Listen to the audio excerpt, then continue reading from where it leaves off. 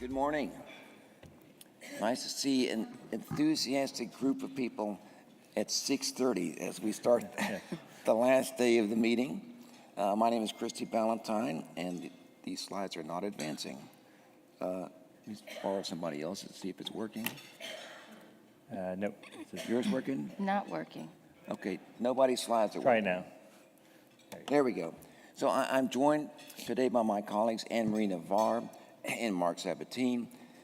It's our pleasure to be here. We want to thank Peer Review Minute Hearts for providing the symposium and Merck & Company for providing the educational grant for the symposium. If you haven't already, please complete the pre-event survey. There's going to be additional polling during the presentation, and also submit your questions. We'll have time to do a Q&A session. In-room learners, use your personal device to scan the QR code in the following slides to respond to the polls and ask the faculty questions. And virtual learners, please respond to polls on your screen and enter the questions in the chat window. So there's the QR code. Make sure we talked about completing the pre-event survey, polling questions, submit questions to the faculty.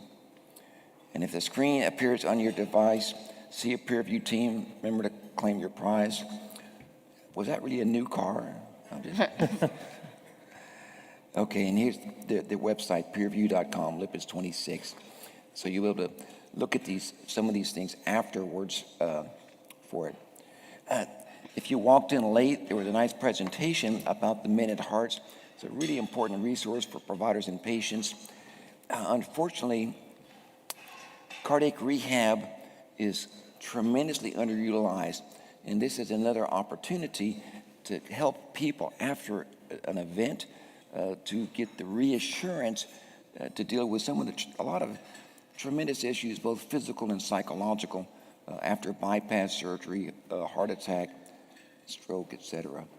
All right, our goals for today, we're going to talk about, so this is an exciting meeting, there's updated guidelines, and these are a real step forward, but it's important to understand the guidelines, so we'll hopefully clarify the prioritization of lipid-lowering therapies to reach stricter. We actually have goals again. There's numbers to remember in high-risk patients and in primary prevention also.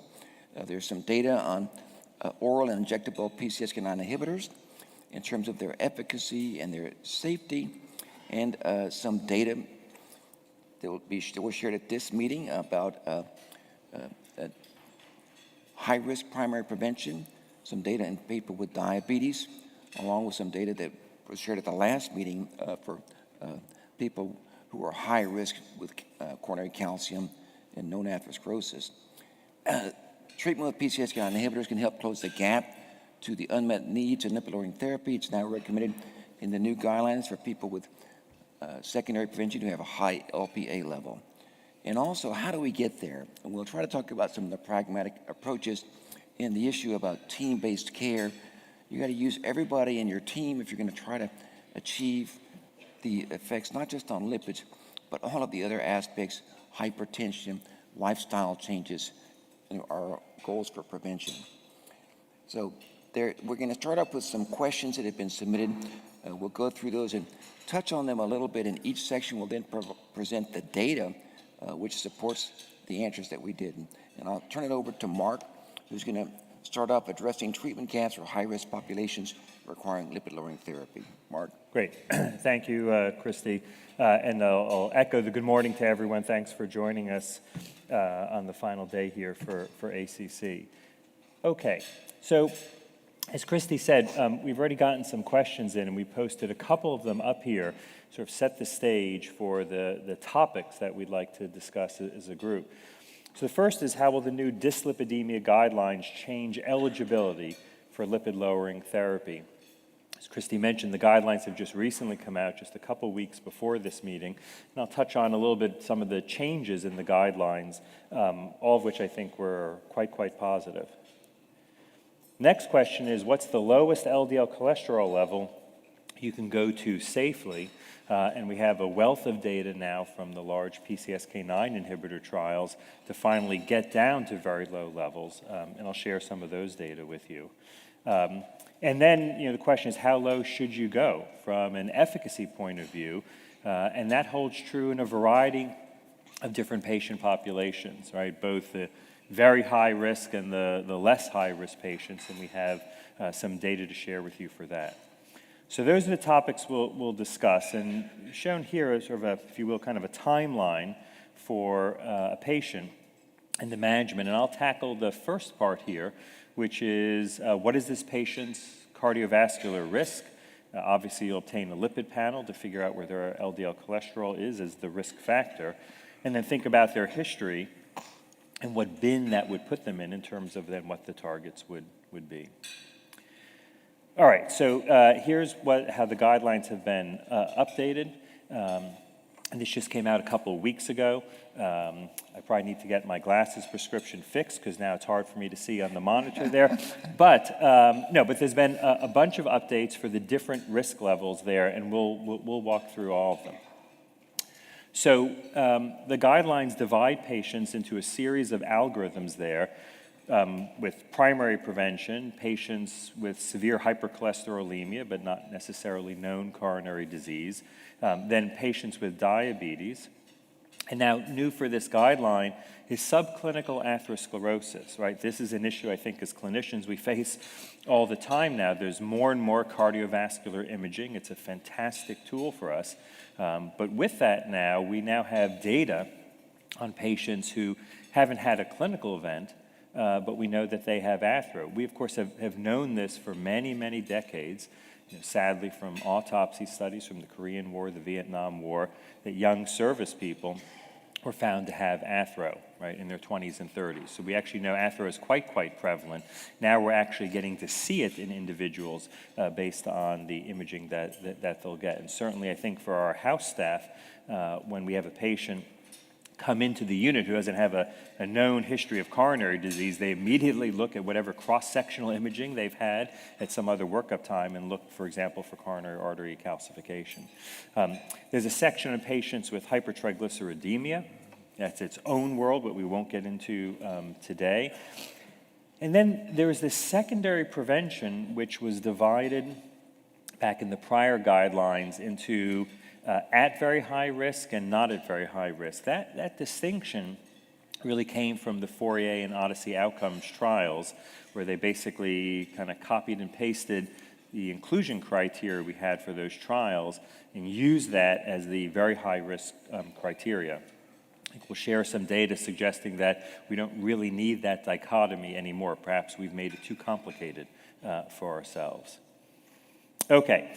And so then we also have the PREVENT equation, which is a terrific addition, really updating our ability to estimate risk in individuals who don't have a history of cardiovascular disease.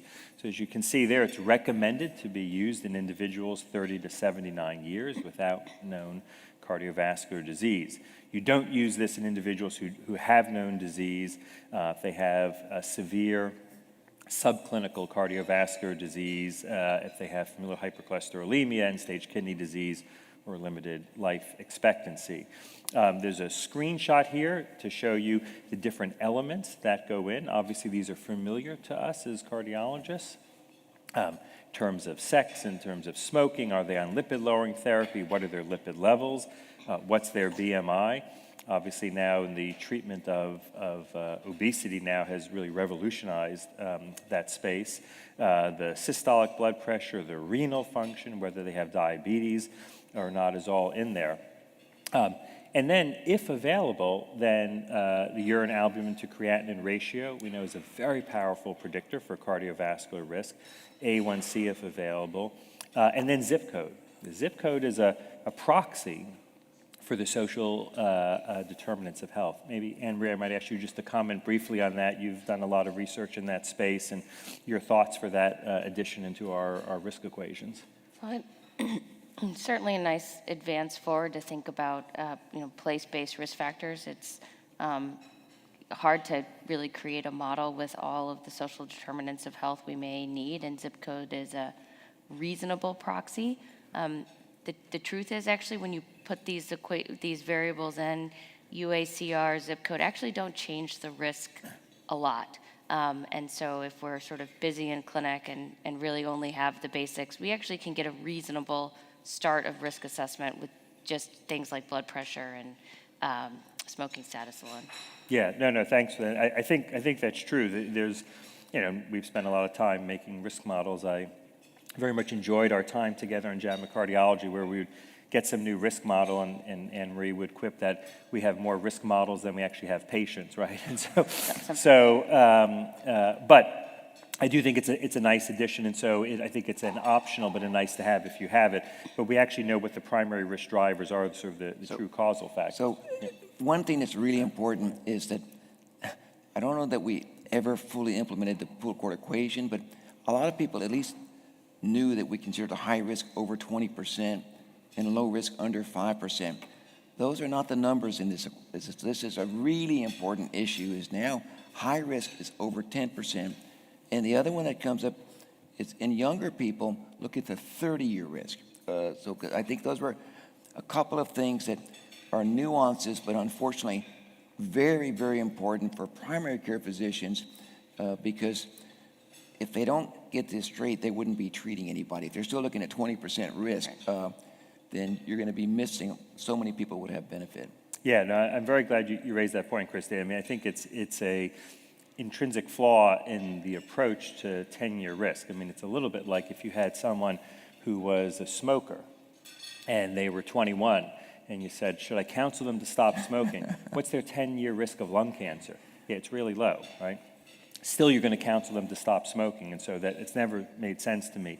They've now looked at 30-year risk and lifetime risk, and I think that's the way we should be thinking about it. There are a bunch of risk enhancers for that, and so a history of premature ASCVD winds up sort of being a nice proxy for genetics and environment kind of put together, if you will. Higher risk ancestry, so South Asian, Filipino, we've certainly seen that clinically. Polygenic risk is sort of similar with the family history. Chronic inflammatory disorders, a lot of really interesting data there. People may remember from the Reprieve trial, for example, individuals with HIV had an outsized benefit, and we showed that in a subset from Fourier. Lp(a), we could have a whole session on Lp(a), fascinating area, certainly an independent risk factor there. Inflammation with a high CRP, triglycerides that are high, they are associated with athero, and chronic kidney disease and sort of the CKM syndrome, and then an LDL that's super high. Henry, there's a whole column there for risk factors in women. What's your sense for the strength of data for that? Well, we know that pregnancy is a pretty good stress test for cardiovascular disease, and a lot of things happen to women in pregnancy that do increase or appear to at least reveal an increased future risk. So gestational diabetes, hypertension, preterm delivery. Turns out from a risk-enhancing standpoint, it's probably more important for us to be thinking about checking an LPA and a CRP, but it takes like 30 seconds to get a reproductive history in clinic. So it's good to be comprehensive, and we still point these out. These are retained from the prior guideline. Yeah, no, thanks for that. And then we know for individuals with diabetes, there's a variety of sort of gradations of how severe the diabetes is. Okay, so now here's an element for the guidelines for, and Christy got into this here, what are the thresholds? And so we've copied and pasted these panels here. Where does one come at the threshold that you need to have at least a 3% 10-year risk to consider initiating therapy? I'll walk you through the graph, and then I'll share some of my thoughts. I'd love to hear Anne-Marie and Christy's thoughts for it. So these graphs here show on the x-axis is what the risk is. And then from that, you can see the assumptions. Let's assume you treat this individual with lipid-lowering therapy, and you'll get a 35% risk reduction. If you were to do that, then what would be the absolute risk reduction? So if their 10-year risk was 10%, you'd assume you'd have an absolute risk reduction of 3.5%. What's the number needed to treat? So it's 1 divided by that absolute risk reduction. And so you can see that at 10% 10-year risk, you're in around 30 or so. And so then the curve follows sort of the natural mathematics for that.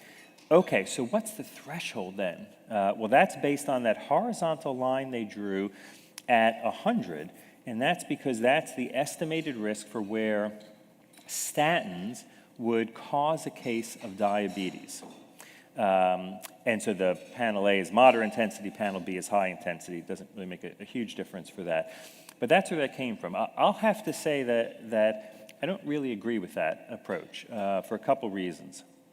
One, this would then equate a cardiovascular death, an MI or a stroke, with causing diabetes. And I don't think those events are equivalent.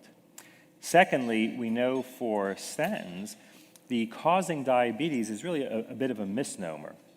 So statins will increase A1C by about 0.07%. And so if you look at a population distribution of A1Cs, you will then nudge some people who were pre-diabetes to diabetes. And so when we've looked at this as part of CTTC and looked at who are the individuals who then get labeled as new onset diabetes, it's all the individuals who had pre-diabetes. The third point is that if you are concerned about that, there are other therapies to initiate, ezetimibe, bempedoic acid, PCSK9 inhibitors, that don't increase A1C. So I don't see why this would stay one's hand. And then fourthly, if someone goes from pre-diabetes to diabetes, now they're eligible for a GLP-1RA, which reduces risk by about 15 to 20%. So I have to say, this doesn't make a lot of sense to me. I think as a policy issue, when you would initiate therapy, it would be what are the side effects and how you'd counterbalance them. And again, I don't think a change in A1C of 0.07% is the equivalent of CV death, MI, or stroke, and then the cost. And those would be the factors that would enter into my thought. But Anne Marie, do you want to comment? I'll ask Christy. Yeah, happy to. I think you're totally right. In clinical practice, I don't worry a lot about the risk of diabetes from statin therapy. We know in the Jupiter trial, in people who didn't have any risk factors for diabetes, there was no difference in the rate of new onset diabetes. So if you don't have prediabetes or obesity or impaired fasting glucose, statins aren't enough to cause you to get diabetes. And I reassure my patients often. What I'll say about this is the guideline doesn't say if your 10-year risk has to be 3% to get a statin or get lipid-lowering therapy. And there's actually a large numbers of additional groups that are now eligible for statin therapy. In people with a 10-year risk less than 3%, we lowered the automatic threshold for statin therapy to 160. Used to be only 190. So anybody with an LDL over 160, regardless of 10-year risk, is now recommended. And then a 10-year risk over, a 30-year risk over 10%. And actually, if you look at the population distribution of risk, by your mid to late 50s, that's most men. That's nearly all men and more than half of women. So we've really opened the aperture to think about other ways to find people who are at risk for cardiovascular disease and who may benefit from therapy. So this calculus is, one of many ways I suppose we could have come up with. You got to pick a number. So I think this is sort of the best we got, but I think we need to remember there's more than 10-year risk. So one thing that's really important is you think about when people see these NNTs for benefit and harm, what is the benefit and then what is the harm? So if your glucose goes from 122 to 128, that would be a harm because now you have diabetes. Is that manageable? Yes, it's manageable. In fact, one of the things I always tell people is if you were to walk 30 minutes 5 or 6 times a week, we know from DPP that you could actually prevent that from happening in the vast majority of cases. And so this was something I learned pretty quickly. I had lymphoma and got chemotherapy. It's all about manageable side effects. Now, aspirin, we think of as a pretty innocuous drug, but if you wake up with a terrible headache and you've had a cerebral hemorrhage, that's hard to manage. So the side effects of the lipid-lowering therapies are very manageable. And it's the same thing that was seen with Sprint. People talked about the NNT. Well, if your potassium goes up a little bit or you felt lightheaded, had orthostatic hypotension, I'm sorry, that is not the same as death and hospitalization for heart failure. Yeah. So you've got to, you're not comparing apples and oranges. It's very important to read carefully about what is the harm. Now, if the harm is something irreversible, that's different.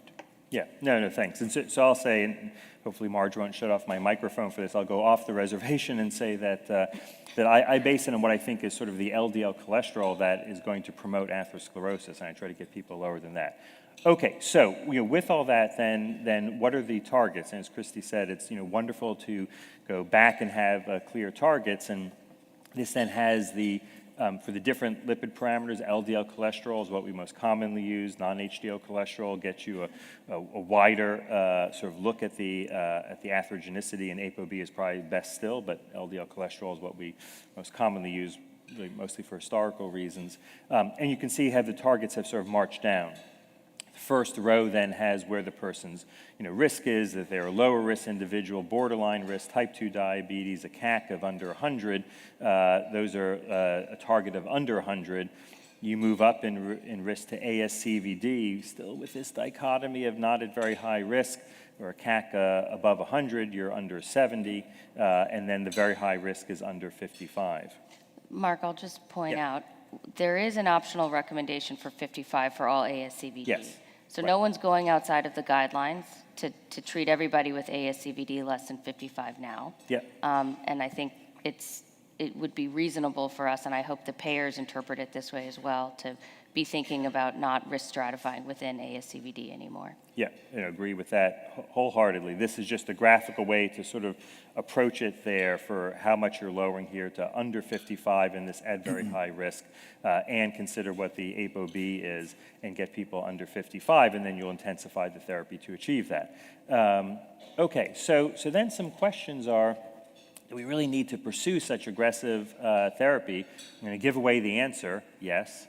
And so why is that? Is 55 better than 70, and should we go even lower than that? And I'll share a little bit of data.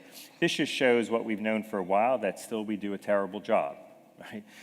Despite all the trials, despite the guidelines, you can see that the LDL cholesterol levels still remain very high. Even in secondary prevention, we're not getting to the targets we have. All right, so this is a secondary analysis from Fourier. So these were individuals who had a baseline LDL under 70 when they came in the trial. And so that, when the 2018 guidelines came out, was a level where you'd say you don't need to treat them because they're under 70 and you're all set. You can see on the left what happened to the LDL cholesterol levels in that subgroup of about 2,000 individuals, that the addition of a PCSK9 inhibitor, in this case evolocumab, lowered the LDL by over 60%, down to a median of 21 milligrams per deciliter. You look at the interquartile range, about a quarter of the patients were flirting with LDL cholesterols in the single digits. All right? On the right-hand side, then we see the clinical benefit for that. So those are two forest plots, the upper one for the primary endpoint, the quintuple primary endpoint, the lower one for the triple endpoint. The diamonds are the overall effect seen in the trial, and then the blue squares there are, the upper blue squares are the subset who had an LDL under 70. And you see they benefited equally as much, right? 30% reduction in CV death, MI, or stroke for individuals who are already under 70. So should we lower people even less than 70? We absolutely should. This is analysis that Nick Marston did from Fourier. It's a little bit of a complicated graph. Let me walk you through it here. So the top panel are the achieved LDL cholesterol levels in the two arms from Fourier. Blue is placebo, red is evolocumab. The x-axis is where the baseline LDL cholesterol is. And so for the blue arm, if you came in with an LDL of 100, you stayed at 100. The red graph there in the upper panel is lowered by about 60%. What we've tried to indicate with the shading here is the difference between the two arms, right, that was due to getting LDL under 40 milligrams per deciliter. And you can see once the baseline LDL cholesterol is under around 90 milligrams per deciliter, an increasing proportion of the difference between the two groups is due to dropping LDL cholesterol below 40 milligrams per deciliter. Now, if you say, okay, I'll accept under 70, and I'll even accept getting people down to 55, I can't really believe there's much benefit getting lower than 55, and certainly not getting lower than 40. If that's what you thought the biology was, then the clinical benefit should start to be attenuated. right? As you move to the left of the graph, where then the LDL difference between the two arms is then more and more due to dropping LDL under 40, if that doesn't make a difference, then the clinical risk reduction should start to become attenuated. But that's not what we see. So that graph at the bottom is the hazard ratio for major adverse cardiovascular events per millimole per liter reduction in LDL cholesterol. And it doesn't curve up. If anything, it curves down. But it doesn't curve up. And so these data speak, I think, to the fact that even lowering below 40 in this high-risk group, there is benefit. This is another way to look at it. Bob Giuliano and our group did this analysis. This is using Fourier as a cohort study, like a Framingham Heart study. We looked at the association between achieved LDL cholesterol, patient's new baseline, if you will, at 4 weeks, and the subsequent outcomes over the next 2.5 years, adjusted for differences in baseline characteristics. And you can see on the left a monotonic, nearly linear relationship. The lower the LDL cholesterol, the lower the probability of CV death, MI, or stroke. There's no hockey stick shape. There's no inflection point. Now, one of the other questions that came up was, how safe is it to lower LDL cholesterol? And we show on the right, now we've binned individuals based on their LDL cholesterol. The purple there is under 20 milligrams per deciliter. The red is greater than 100. And then on the x-axis, we have 10 different safety outcomes. Absolutely no difference between them. So for patients who might be concerned that they're under 50, under 40, under 30, that they're 20, should they be concerned about that? No, they're fine. I would find another patient who's too high and put them in the same room together and hope by osmosis you suck some of the LDL cholesterol out from the person who's too high. And so then we've had some data from Vesalius that came out at AHA. Aaron Bahula presented these data. Didn't make its way into the guidelines. There was a very nice editorial about that. 12,000 patients. In this case, moving down the risk pyramid, Fourier was sort of at the top. This moves down a level. These are patients with either atherosclerosis or with diabetes, but no prior MI or stroke. And you can see the characteristics there for the left. On the right, we show what happened to the lipids, which was done in a sub-study for the trial, and we get the LDL cholesterols down to about 40 milligrams per deciliter or so in the evolocumab arm. What happened clinically?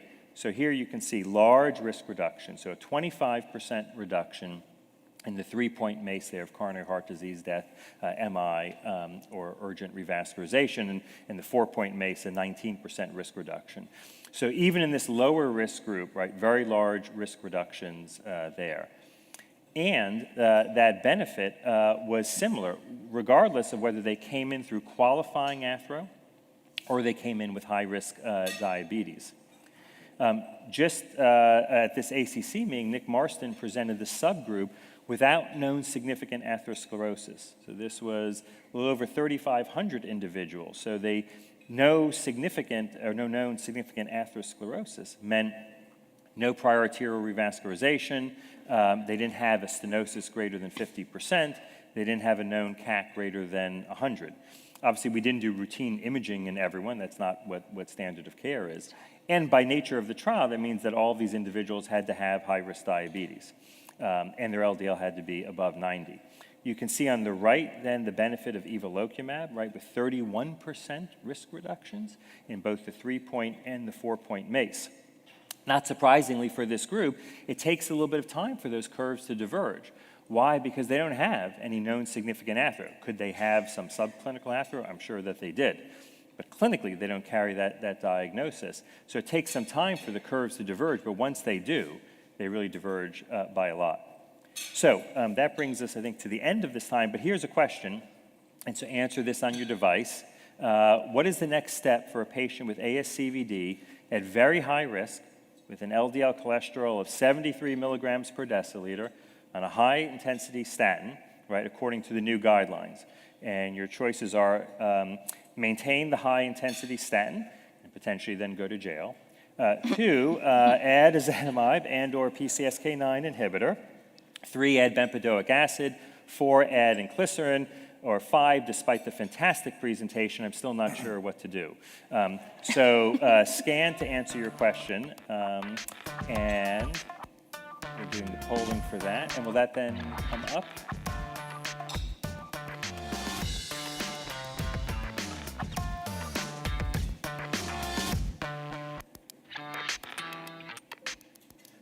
All right, good. So I think the vast majority there with the post then would, of course, intensify the therapy, and I'd say that's the right answer for this group.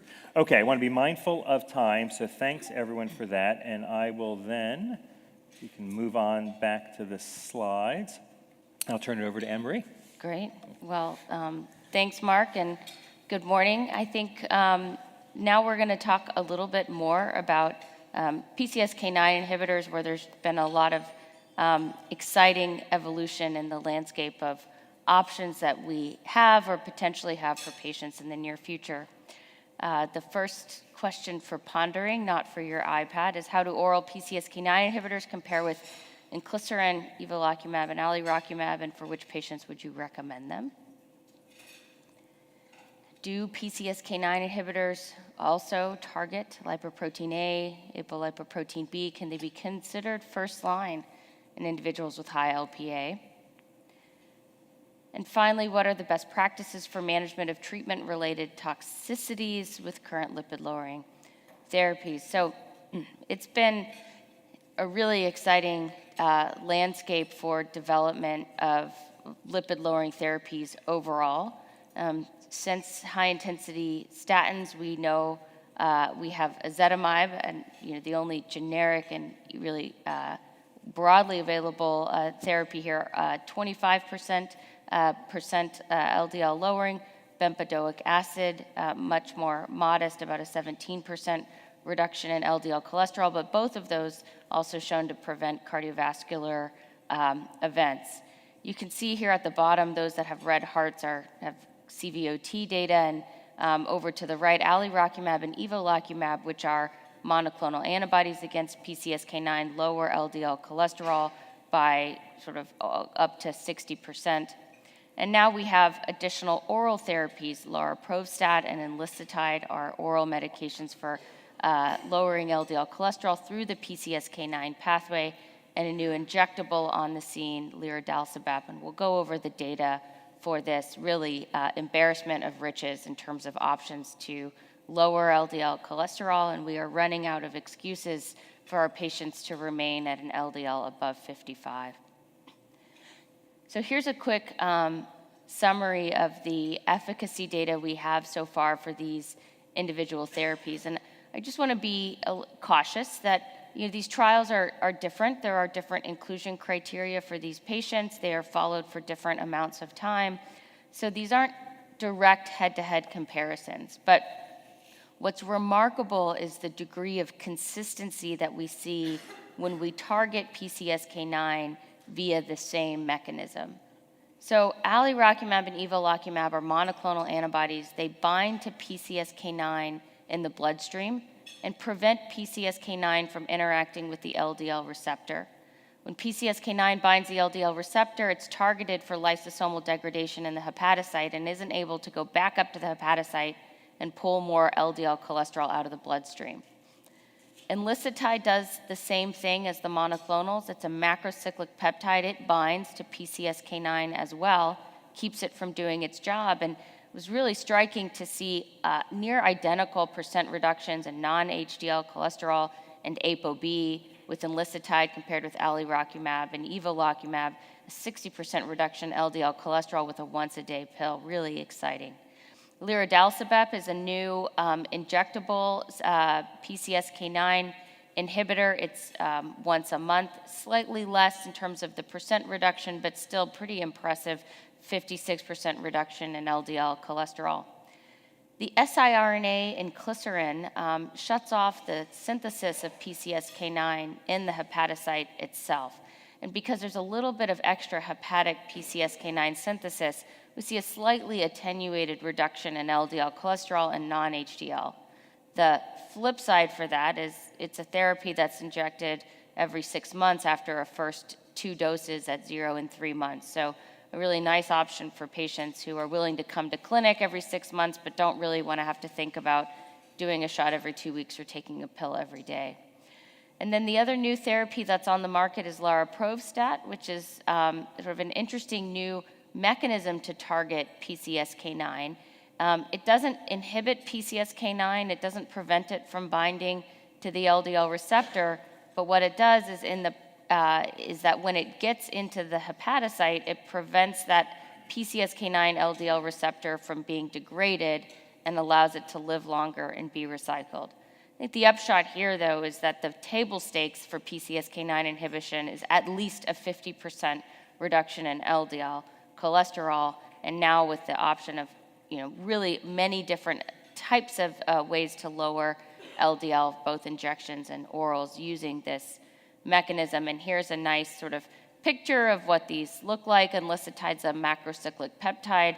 Liraprobstat is a small molecule. Inclisiran is an every 6 months siRNA. And we actually now have a company working on gene editing that may be able to give a once-in-a-lifetime solution for LDL lowering via PCSK9. And I guess I'll flip it over. Mark, you've been involved in a lot of this development work, and thoughts on why do we need so many, or why do we keep doing this? Yeah, no, it's a great question. I think what you said at the beginning is exactly right. It's great as clinicians to have options for our patients. The monoclonal antibodies were sort of the logical way to start, with incredible specificity and incredible efficacy. And now people are thinking, are there other ways we could tackle the pathway? And as you pointed out, you can kind of go to the less frequent dosing end for inclisiran. The LDL lowering is a little bit less at 50%, but still quite impressive. And then kind of the sci-fi approach is the gene editing that Verve, now part of Lilly, has done. And that might be a very reasonable option, assuming everything looks good, for individuals who wound up being born genetically unlucky. Right, they have heterozygous FH, and so they don't want to have a lifelong intensive lipid-lowering therapies that they need to take. At the flip side, we're all very used to taking pills, and so having an oral option, I think, is also maybe quite palatable to individuals, and a very reasonable way to begin. It was thought to not be solvable for many years, but then both Merck and AstraZeneca figured out ways to kind of crack that nut. And so I think having more options for our patients is great. You find the right fit for the right patient. So I think one of the things that has come up is, for those who are lipidologists, and it's phenomenal. And the trial data you showed, Mark, is just absolutely phenomenal about the efficacy. Unfortunately, if we go into clinical practice, and you've looked at this also, Anne-Marie, but particularly in primary care, the drugs aren't used much. No. And a lot of people who it's an asymptomatic condition, they're not thrilled about an injection. Then there was the whole access issue. It's hopefully with more and more data, we'll see this, is that they're really phenomenal agents. The data you just showed at this meeting, Mark, is also extremely impressive. So we've talked a little bit already about the mechanism of action. I think it's nice for us to understand this so we can sort of explain it to our patients and how these all work. But at the end of the day, targeting PCSK9 allows our body's LDL receptors to live longer and spend more time pulling LDL out of our blood. And that's how I explain it to my patients. It's also helpful to tell our patients that we discovered PCSK9 because we found people whose families won a genetic lottery where they got gene variants that conferred loss of function of their PCSK9. And when we brought them into the clinic, we found that even people that got 2 copies of that and had almost 0 detectable circulating PCSK9 had nothing wrong with them. They just didn't get heart disease. And families that had even a single gene mutation for PCSK9 that reduced their function of PCSK9 had dramatically lower lifetime risk of cardiovascular disease, again, reinforcing the idea lower for longer is better. Thanks to science, we've got a number of ways to use the PCSK9 pathway, but ultimately upregulating LDL receptors, which is the same common pathway that we know works for statins and other therapies that lower LDL by targeting the LDL receptor. Lirodalsabap, recently approved, is a once-monthly injection. Technically, we also can dose evolocumab once a month, but we often are using it every 2 weeks. The injectable pen is just a little bit easier for patients to use, and you get a little bit more steady state that way. But these are the data for lirodalsabap showing very robust reductions in LDL cholesterol over time. At week 24, 59% reduction in LDL and 70% of individuals reaching a guideline recommended target. This is on background statin plus or minus ezetimibe. We saw similar data in patients with HeFH as well as patients with high risk of ASCVD. Really, this is a consistent story. These drugs work, and they work very consistently regardless of the population that is being tested. Laroprovstat is oral therapy. These are dose-finding data from laroprovstat showing different efficacy for LDL lowering at different doses of laroprovstat in individuals whose LDL was at least 70 milligrams per deciliter, again on a background of statin therapy. And we see up to a 51% reduction in LDL cholesterol with laroprovstat in this study, and we are anticipating additional data from this drug from the Azure program coming out. There is an ongoing outcomes trial for this, as well as additional phase 3 data that we're anticipating. This is what the Azure outcomes trial looks like. They're randomizing 15,000 individuals, combination of those with and without a prior ASCVD event. So we're seeing the needle move for outcomes trials where we don't have to do Fourier and then wait for Vesalius. We're seeing now, just like with clear outcomes trials that are including both secondary and high-risk primary prevention. I think this is going to be really useful as the guidelines continue to evolve for us to continue to show that we don't need to be waiting until somebody has a cardiovascular event to lower their LDL cholesterol well below 55. This trial is on a background of high-intensity statin as well, and 2029 seems far off, but I think it'll be here before we know it. Enlicitide is the first oral PCSK9 to have a robust phase 3 data readout. These are data, Christy Ballantyne actually led this study of enlicitide in individuals with heterozygous FH. These patients are really hard to treat. Everybody was on a statin. 2/3 were already on ezetimibe, and yet the mean LDL cholesterol is 119. So we think about residual risk. These are patients that really are desperate for better therapies. And with a once-a-day oral therapy, we saw a 59% reduction in LDL cholesterol at week 24, and 71% of those in the study achieved both an LDL less than 70 and at least a 50% reduction in their LDL cholesterol. So really, in sort of the what I call it is Repatha in a pill, although we're not supposed to say brand names, sorry, is the evolocumab in a pill. For people who can't or don't want to use injections, it's really nice. And we also realize that on the background of statin and ezetimibe, people are already taking a pill every day. So it's not like we can replace the statin yet. We're thinking about adding on therapy. This is what it looked like when we studied enlicitide in individuals without HeFH, but who had either ASCVD or who were at risk for ASCVD in the Coral Reef Lipids trial.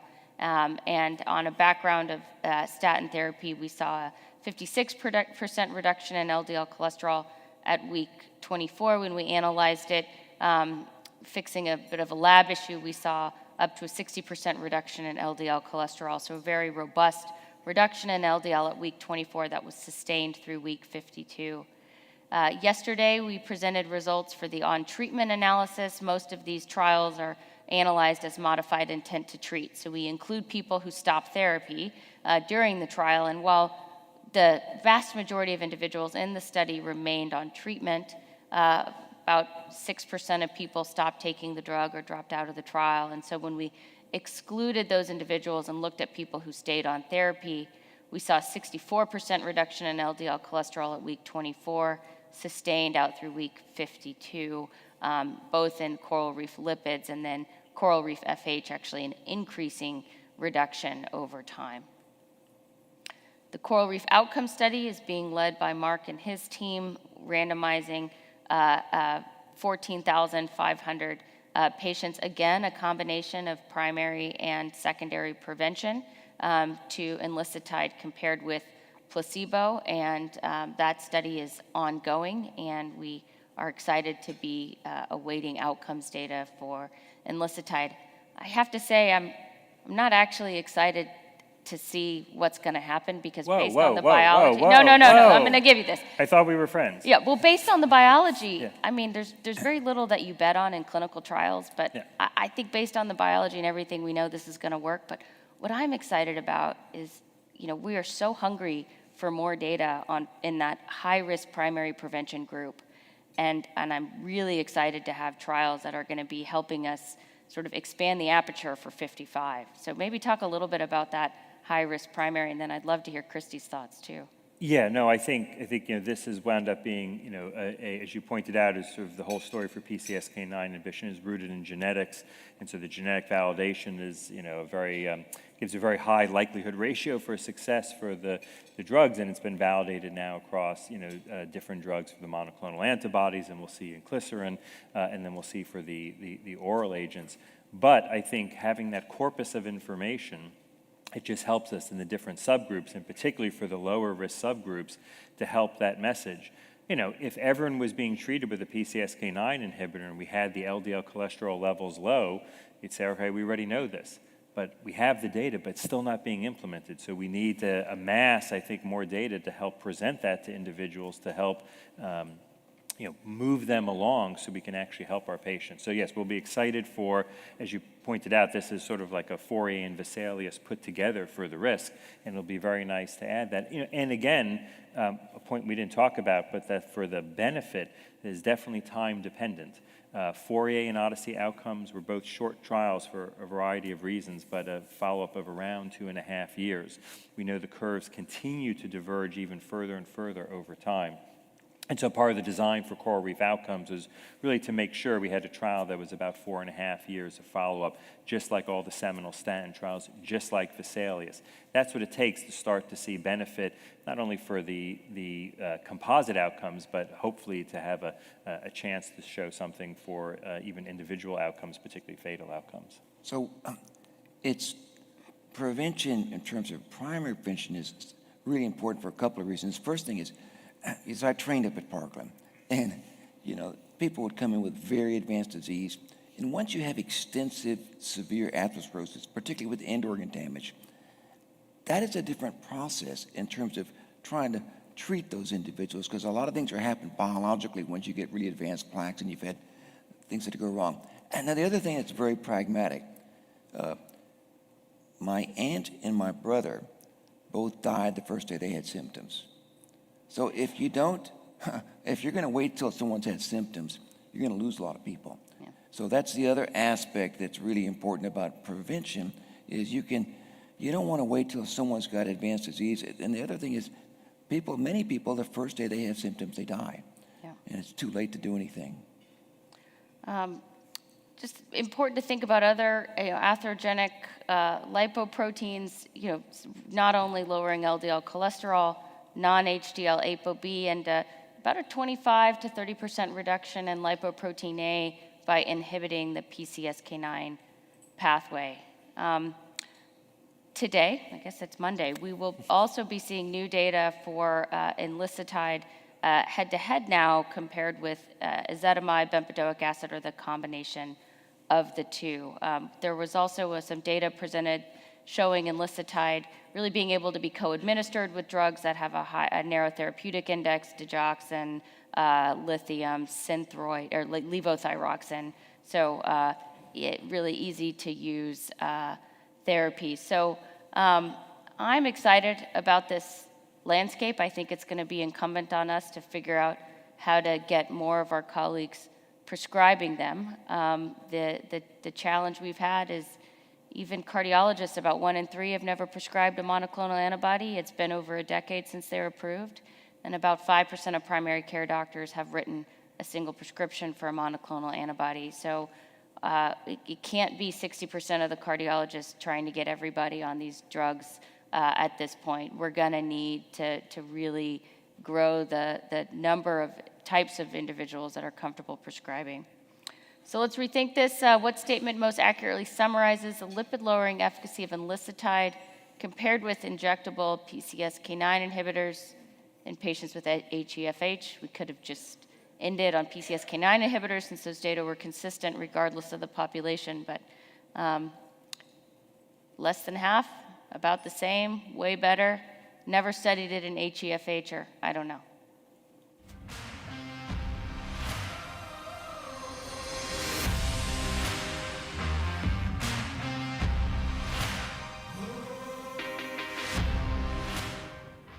Very intense music here. Great job. We There we love go. seeing the delta in the curves.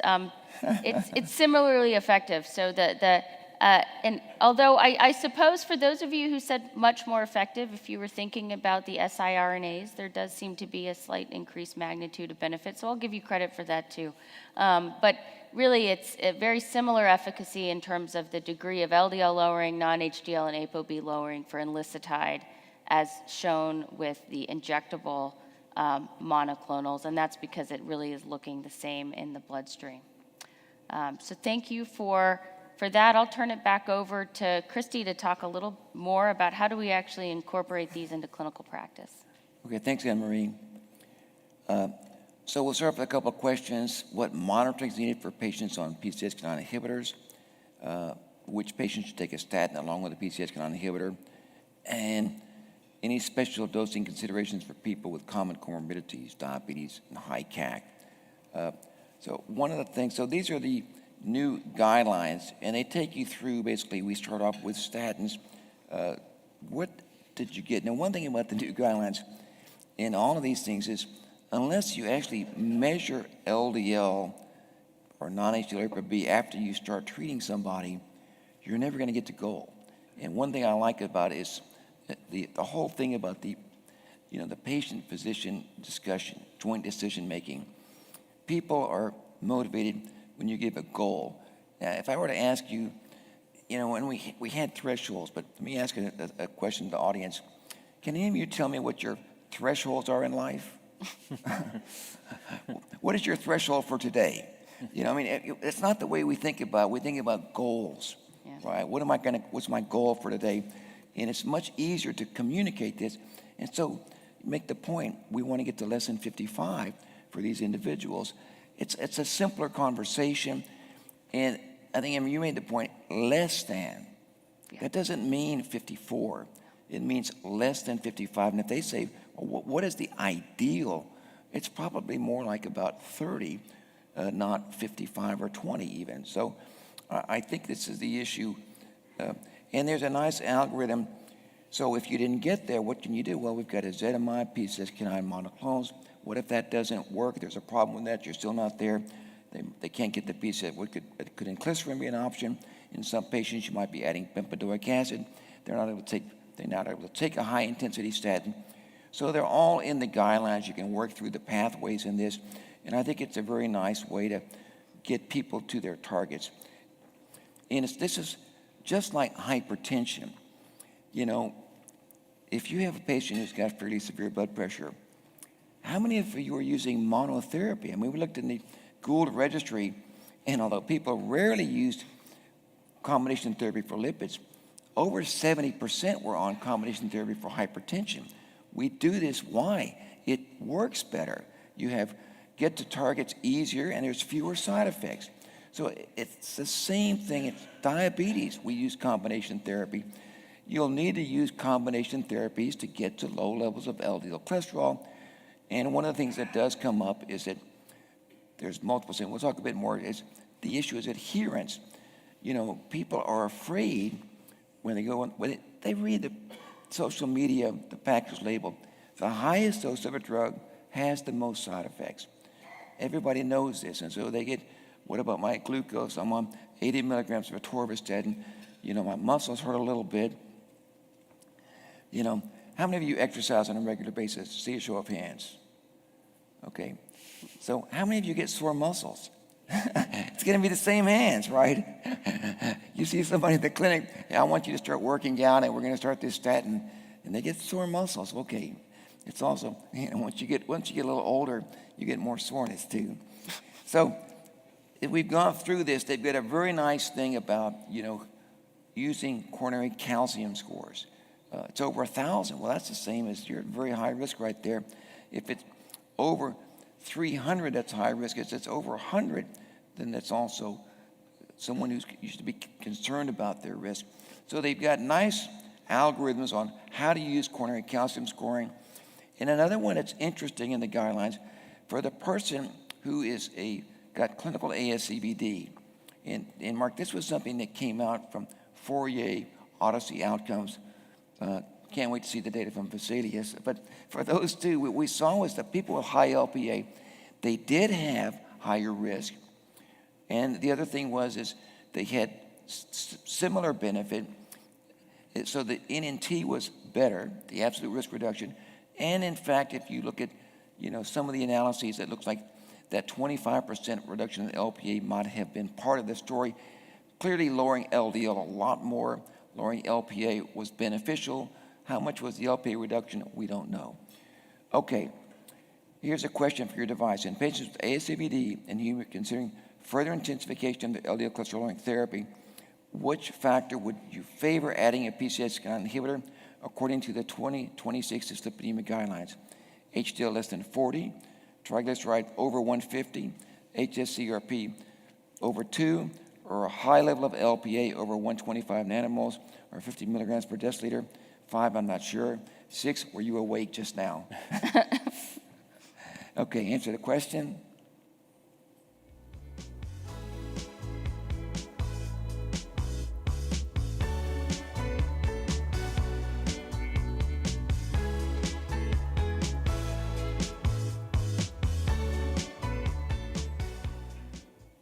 Okay, so pretty good even beforehand, but some improvement here afterwards, 80% getting it correctly, is that the guidelines put some other information in terms of something to consider if someone is in that high risk category and they have a high level of LPA, moving to adding a PCSK9 inhibitor.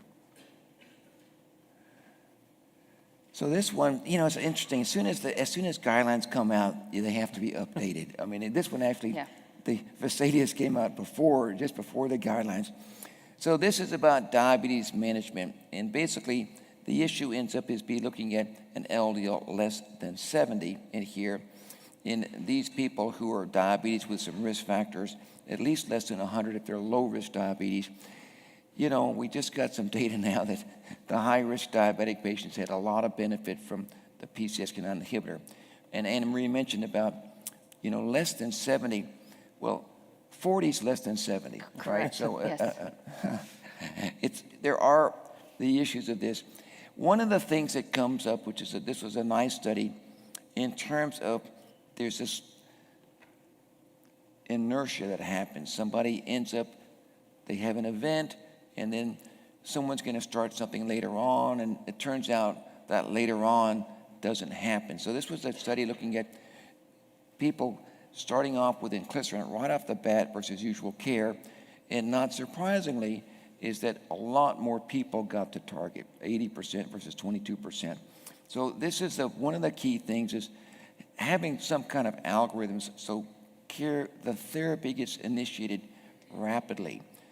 Rather than waiting for somebody to follow up in clinic. Maybe they check the lipids. Unfortunately, usually they don't, and people just wait and wait and wait and wait, and a lot of times nothing ever happens. So Victorian Ishnik was, I think, a very important thing. So here's another major issue, is this is true, probably the greatest challenge in regards to prevention is adherence. And it's adherence to lifestyle, it's adherence to medications. This is true for hypertension, it's true for lipids and diabetes, and it's also true for PCSK9 inhibitors. And one of the other issues that comes in here, we see there's a lot of discontinuation. One of the problems has also been the access issues. It's unfortunately every year insurance changes, and you got to, do this over again.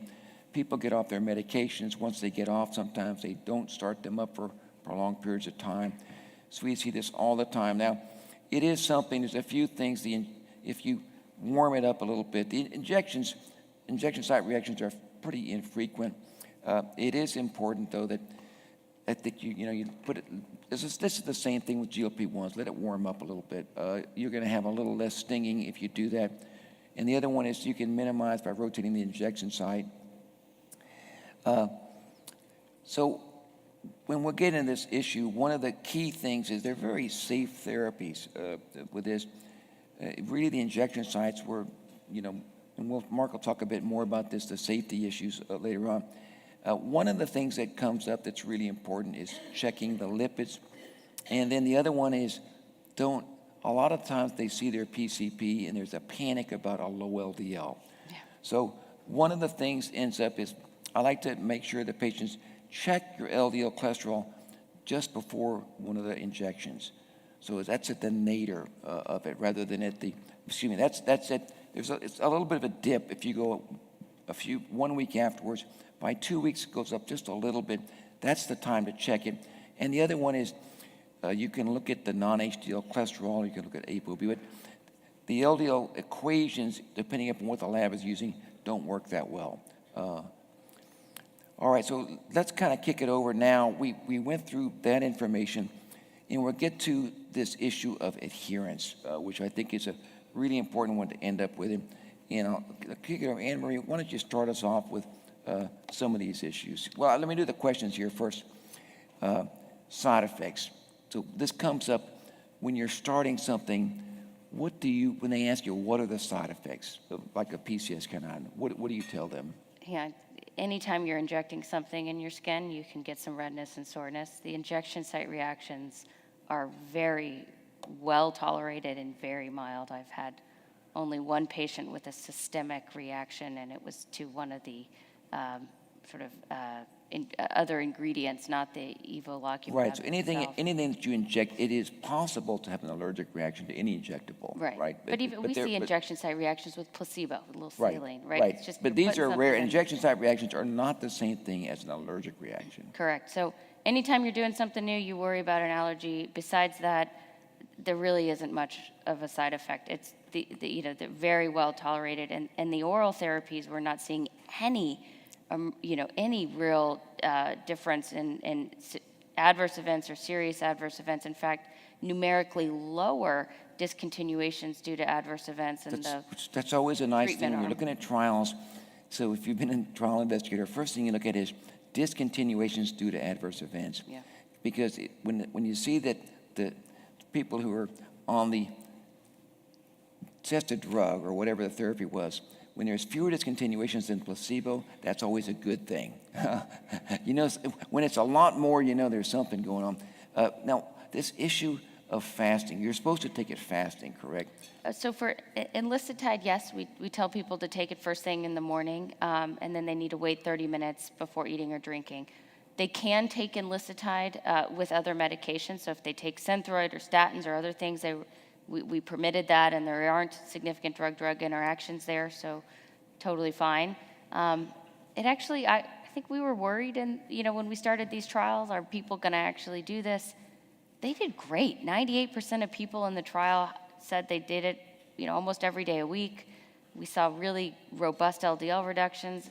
I think if we just tell people what they need to do and they start to make a habit out of it, they're able to comply pretty easily. Well, and just to add to that, what I really liked for the data that both of you showed in the coral reef lipids and heterozygous FH is that, in the phase 2 data, you have kind of the good doobies, right? There's the early adopters, and they're going to be sort of, super laser focused on that. But then you went out to the phase 3 trial where you'd worry, and there might be a little more variability out there. But as you said, it turned out to look just as good as the phase 2. Longer year studies that are a year long. So one of the things that comes up is one of the nice things is, and we see this thing, our statins that are high efficacy statins, they have long half-lives.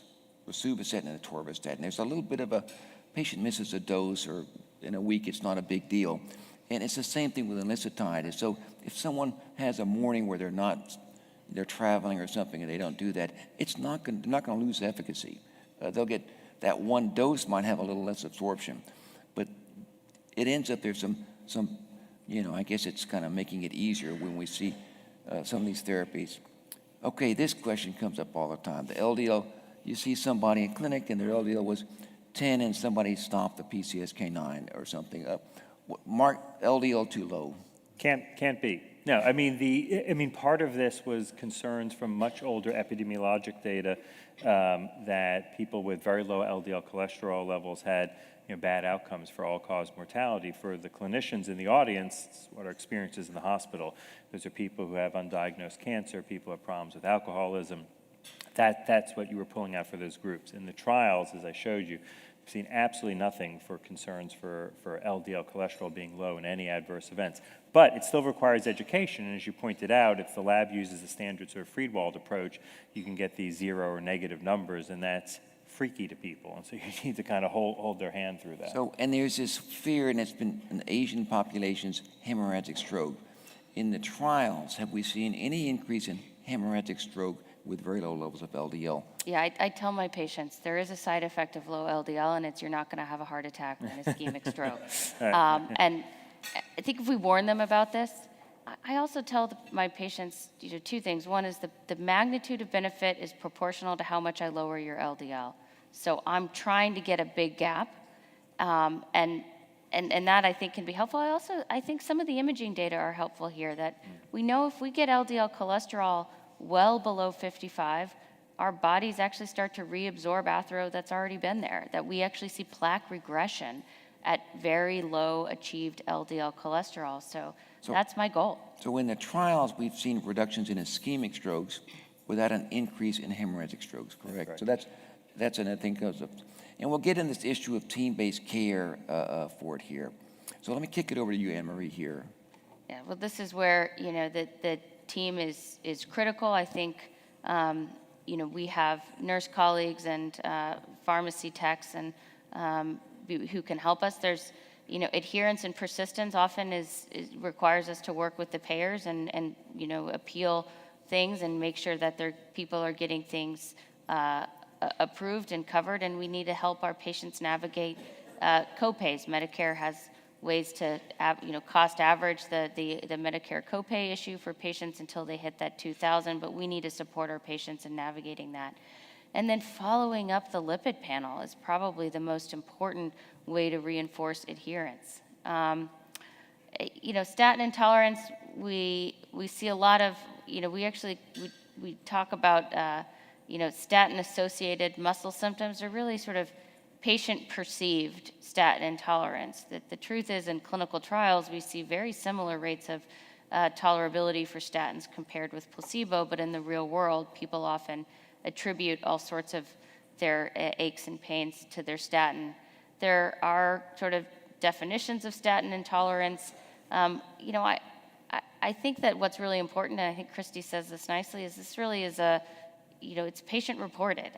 I'm not gonna, if a patient says I feel horrible, I've tried one or two, I'm just not doing it again, that's their lived experience, and I'm not gonna say, well, that's not true in the clinical trials, you're making it up. So there are general features. Usually it's bilateral. We think about the proximal muscles being more sore, more muscular rather than joint pains, but in clinical practice, it's a patient telling you that they've tried one or two statins and they're not doing it again. There are always a real, true incidence of statin-associated rhabdomyolysis with significant increases in CK, risk of renal failure. That's about 1 in 100,000, and about 1 in 10,000 risk of statin-associated myopathy with an elevation in CK. The good news is these are both reversible upon stopping the statin. So we warn patients about it. We tell them if you're 1 in 100,000, stop the statin, it'll go away and you'll get better. We do have management algorithms for individuals with statin-associated muscle symptoms. It's really not hard. We have a bunch of therapies that are all very well tolerated in statin intolerance. Bempedoic acid was specifically studied in individuals with statin intolerance in the CLEAR Outcomes trial in individuals with ASCVD or diabetes. So if you follow this algorithm down the middle, you get to bempedoic acid with or without ezetimibe as a class 1 because we have outcomes data in individuals with statin intolerance. But we know from clinical trials that PCSK9 inhibition also lowers LDL cholesterol effectively in individuals with statin intolerance. And so also a very reasonable option. I think the take home here is somebody who's not intolerant to statins still should be able to achieve LDL cholesterol control. And statin intolerance is not an excuse for not being on any lipid-lowering therapy. And then you can see here characteristics associated with increased risk of statin-attributed muscle symptoms. If you actually go through that list, it's like everybody. Women, people over 65, any comorbidity, people who exercise, people who drink, people on high-intensity statin. It's very common. We hear about this in clinic a lot. We often can try lower doses of statin, intermittent doses of statin. Christy, I don't know your thoughts on, or Mark, if you guys want to talk about how you do this in clinical practice. I was just going to add one point, and Christy should comment on the clinical practice, but just that this is a vulnerable population because if they're not on a statin, that is our sort of go-to foundational therapy with sort of typically 50% lowering. So these individuals wind up having fairly high LDL cholesterol levels. And so, even though you can kind of march through the algorithm, they're really going to need some intensive therapy to kind of get them down to the level they should be at. It's all, as Anne-Marie said, it's all about getting the LDL cholesterol low. And so these individuals, I think, are good candidates for PCSK9 inhibitors because you're missing the 50 to 60% reduction you would have gotten with that foundational statin therapy, and they're going to need something of that potency. Yes, it's a very important group of patients. I get referred a lot of these because we have a lipid clinic. And when somebody comes in, as you said, Anne-Marie, they've tried 2 statins, and they have complaints on both. And they come in and they say, listen, I've tried this, I'm not interested in taking a statin again. If you tell them this is in your head, you're not going to ever see them again. No. Because they're going to say, listen, you're not listening to me. So the first thing, and it is a patient-physician discussion. Basically, I tell people, listen, the way this works out is you're the person who's going to have a heart attack, not me. It's your car. You're driving the car, and I know that you're headed towards a bad place. You might go up a cliff here. I can help guide you, but we're going to have to work out something because you're the one driving. So the first thing is give them some options that are non-statins. Yeah. And people are motivated by progress. And as you point out, ezetimibe is a non-statin, bempedoic acid, PCSK9 inhibitors. We'll talk just coming on safety, but the safety profile was very impressive, and same thing for the oral one. So if they get an option, you get some success, frequently you might be able to reintroduce a very low dose of statin, as you said, maybe 2.5 milligrams of rosuvastatin 3 times a week. But you'll get some additional benefits, though. But I think the main thing is you got to build some trust and then move forward with that. We also have emerging or more recent data on, moderate intensity statin plus ezetimibe. Compared with high intensity statin, we see similar, if not better, LDL reduction when we add ezetimibe to a moderate intensity statin instead of a high intensity statin, and may be able to also have better tolerability, less of a diabetes risk using sort of a statin sparing approach with ezetimibe. The downside is it's 2 pills instead of 1, but in individuals who are able to get to goal with moderate intensity statin plus ezetimibe, that would be fairly reasonable instead of a high intensity statin. I'll just add to that. I think that's a nice thing to consider, that even though obviously the data for statins are terrific, we now know for ezetimibe, we know for the PCSK9 inhibitors, for bempedoic acid, the benefit is just proportional to the LDL cholesterol reduction. And so it's great to start with statins, but as people know, each doubling of the dose only gets you a 6% further decrease in LDL cholesterol. So the ratcheting up from a TOR of a 10 to 80 is not nearly as much as giving them ezetimibe or a PCSK9 inhibitor. And so now from multiple data sets, as Anne-Marie said, we see that it's just getting the LDL cholesterol down. And so even though I'm a fan of high-intensity statin therapy, if they tolerate it, that's great, that you're much better off with a TOR of a 10 and ezetimibe than you are with a TOR of a 80, just in terms of the LDL reduction. And, the patients with statin intolerance, as we mentioned, have really high LDLs. They're not on any background therapy. The CLEAR Outcomes trial, mean LDL cholesterol in people with statin intolerance, 142.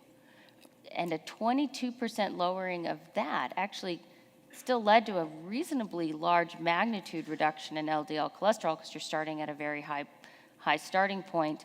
and a 30% reduction in 4-component MACE. So, newsflash, lowering LDL cholesterol prevents cardiovascular events, and it works better the more we lower LDL. This was the other thing from this trial I think is important is hazard ratio was really strong, just like in Vesalius, high-risk diabetes.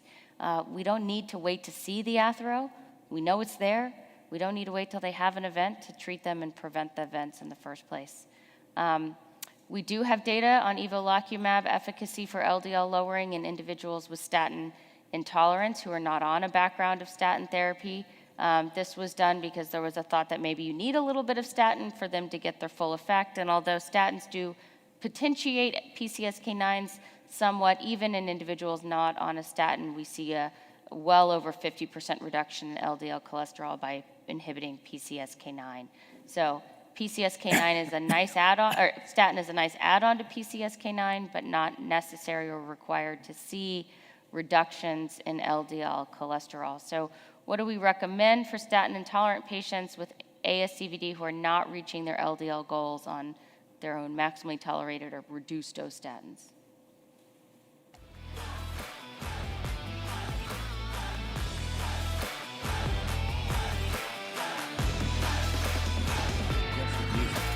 Your questions have a lot of aggressive music. They do, yeah. They're fitting for the speaker. Aggressive. So great job, correct. That is the answer. We've got a lot of options. We probably are going to need more than one of them. Safety, Mark, can you take us through this? Yeah, no, I mean, I'll be relatively brief. I want to make sure we leave time for Q&As. The safety looks really terrific. I think we've touched on that before for evolocumab and alirocumab. There really were no important differences. The only thing was for injection site reactions, as you would expect for an injectable. As Christy pointed out, one of the things we look for as clinical trialists is the rate of discontinuation, not only to AEs, which is important, but to AEs that the investigator attributed to study drug, right? If the person has a new malignancy and they stop study drug, we're sort of we don't think about that as a tolerability issue. And there was no difference for either evolocumab or alirocumab for that. So it is really in a small proportion, they tend to be mild for it. So I think it's really kind of a non-issue. And I think very similar for inclisiran, and you've shown that for enlicitide also, it's been extremely well tolerated.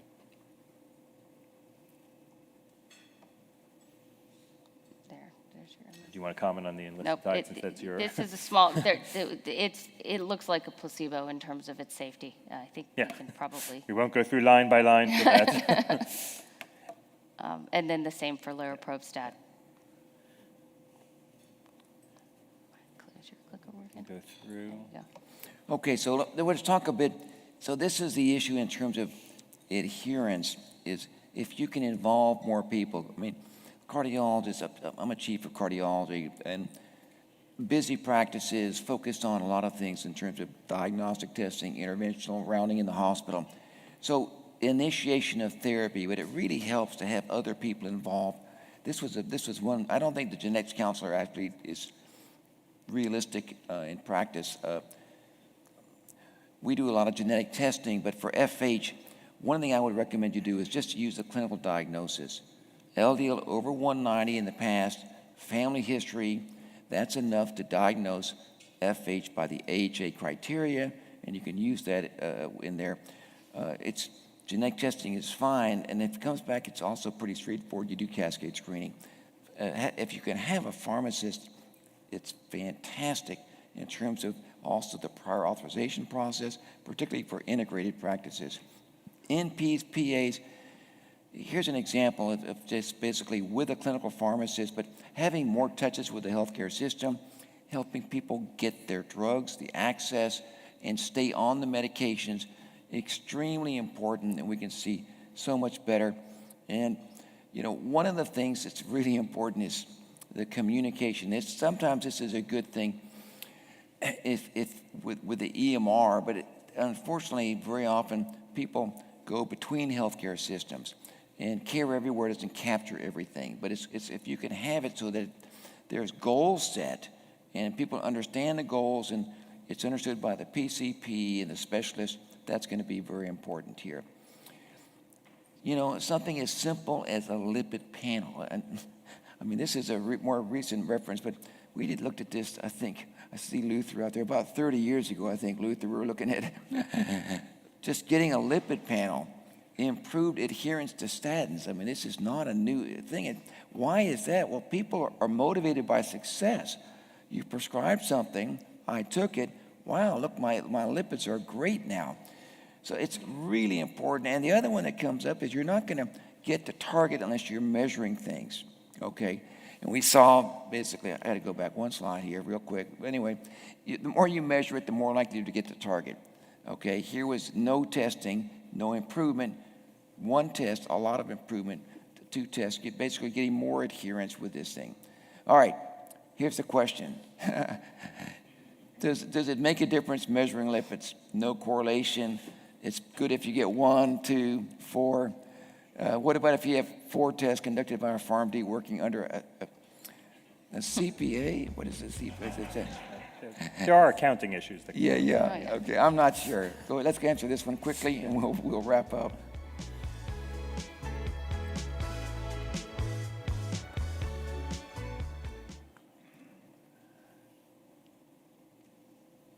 Okay, so greater than 2 tests, we'll see.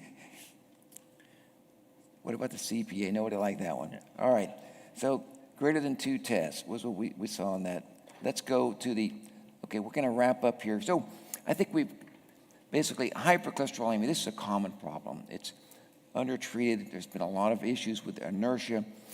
The new guidelines have goals. And there's just 3 numbers, 100, 70, and 55. I like that here. The data on PCSK9s, more data at this meeting. It's really pretty overwhelming data here in regards to the efficacy of these agents. We've got multiple ways of giving these as monoclonals, siRNA. We've got an oral agent that looks quite good. 2 of them look quite good. Combination therapy is needed to get there. And then it's going to take statins and non-statin therapies. That's our key takeaways. So I've got a question. We've got some time now for some questions. Mark, a good question here that came up. So, obesity is, talk about common problems. We've got hyperlipidemia, hypertension, obesity. A lot of excitement about GLP-1s and cardiovascular benefit. So then the question comes up, we've seen the SELECT trial and people with CHD having benefit. So you had a very provocative study about obesity in the Fourier with that, but the question came up as, well, how does it go? So do I GLP-1, PCSK9? Tell us about that your data, because I was impressed with that, and I was a little surprised by it, to be honest. Yeah. So this was analysis led by Yumi Kang, who's an endocrinologist at the Brigham, had been a fellow with us at TIMI. And so, as has been seen in other data sets, individuals who had obesity then were at higher risk for major adverse cardiovascular events. We know that from multiple data sets. They also tended to enjoy a little bit bigger risk reduction, as we've seen in other patient populations, sort of a combination. One, the baseline risk was higher. Maybe the relative risk reductions kind of numerically tended to be a bit higher. And so it was a way, in some ways, that the individuals with obesity who then were treated with evolocumab, you kind of reduce their risk to someone without obesity in the placebo arm. So I think it's a higher risk group that tends to enjoy greater benefit. I don't view them as in any ways mutually exclusive. The data for GLP-1 receptor agonists is really quite tremendous as well. And so I would, if they need 2 injectables, they need 2 injectables to help them. Right. I think we should be careful, too, because I'm seeing this in clinical practice. Patients say, well, I'm going to start a GLP-1, and then I'll wait to do these other things. And that should not be our approach. If your LDL is high, we need to be treating the LDL. GLP-1s may help with weight loss. You get some reduction in LDL cholesterol, but this is not, the guidelines don't say lose weight with the GLP-1 and then start the PCSK9. It was interesting because, we tend to, I think, the focus has been, obese, coronary disease, GLP-1, but obese, coronary disease also was, the NNT was better. They had higher risk, but the NNT was really surprisingly good with this was in the trial with evolocumab. So PCSK9 inhibitors clearly have benefit, And those individuals, they tend to also have perhaps some more atherogenicity with their lipoproteins here. Okay, any other questions coming in? We're just about at time, but one more thing about, so this is, it's an interesting story of LPA. Why do PCSK9, how do they lower LPA? Well, that is a terrific question. So one of our former fellows, Navar presented that, and we sort of threw him to the wolves. It was a session filled with lipidologists, and they were all debating intensely for how PCSK9 inhibition would lower. I think it is not entirely clear. There is some thought that just with having more LDL receptors, they can be a bit more promiscuous in the setting then of fewer LDL particles and more receptors to clear it out. I think the mechanism is not well established. But as you said, in both Fourier and Odyssey outcomes, so PCSK9 inhibitors lower Lp(a) by about 25% or so. And in those trials, the individuals who had particularly high levels of Lp(a), one, they were at higher baseline risk, and two, they seem to have somewhat greater relative risk reductions in the setting of PCSK9 inhibition, either evolocumab or alirocumab. And one hypothesis is that the additional benefit that in those who had higher Lp(a), you were also lowering the Lp(a) by a greater absolute amount because they started at a higher level. Maybe that gave them some additional benefit. Obviously, there's several dedicated trials for Lp(a) inhibitors ongoing, and that will give us a clearer sense of that magnitude of benefit. But I think that's why, and those in fact are the citations and the guidelines from those studies, that if you're debating to treat someone if they have a high Lp(a), that's another stone on the teeter-totter in favor of adding a PCSK9 inhibitor. So, why don't we wrap up and let's give our final thoughts to the audience. I'll start, Mark, with you. I think as Dr. Brunwald likes to quip, LDL cholesterol is so simple, even a cardiologist can understand it, right? And so it's sort of it really is kind of a toxin at the levels that we have. If you look in populations sort of pre-industrial, their LDL cholesterol levels are under 70, and they essentially have no coronary disease. And so that's why I think, again, this is not the guidelines for primary prevention, have people under 70. Once you have athero, I would drive them as low as you possibly can to, as Anne-Marie pointed out, you can start to regress that atherosclerosis. By the time we see the people, that's what they need. I think you can't get the LDL cholesterol low enough, and PCSK9 inhibitors now enable us to do that. Anne-Marie? I agree. I think less than does not mean equals to. We need to go well below 55. We have the tools to do it. We've got now long-term data on the safety of PCSK9 inhibition from open label extension, from Fourier, from over a decade of use in clinical practice, and from genetic studies of people who are born without PCSK9. It's sort of the appendix of the cholesterol. We don't need it. We can use it to lower LDL and prevent heart attacks and strokes. And so just one last comment. We spent a lot of time talking about lowering LDL, and we talked about pharmacotherapy, but lifestyle we're not meaning to ignore lifestyle. So lifestyle is foundational therapy, healthy diets, exercise, not smoking, treatment of all the risk factors, hypertension, obesity, and lipids is the way to success. We can prevent the vast majority of atherosclerotic cardiovascular disease if we start early and we're comprehensive in our approach towards this. You're going to probably die from cardiovascular disease or cancer. We don't know how to prevent cancer to any way in the way that we can for cardiovascular disease. So I hope this has been helpful. Thank you for joining us. After the session concludes, scan the QR code or visit the peerview.com lipid 26 ARS to claim credit and access the activity materials. Stay tuned for the online activity based on this event, and you can join the conversation on X Peer Review. Thank you very much.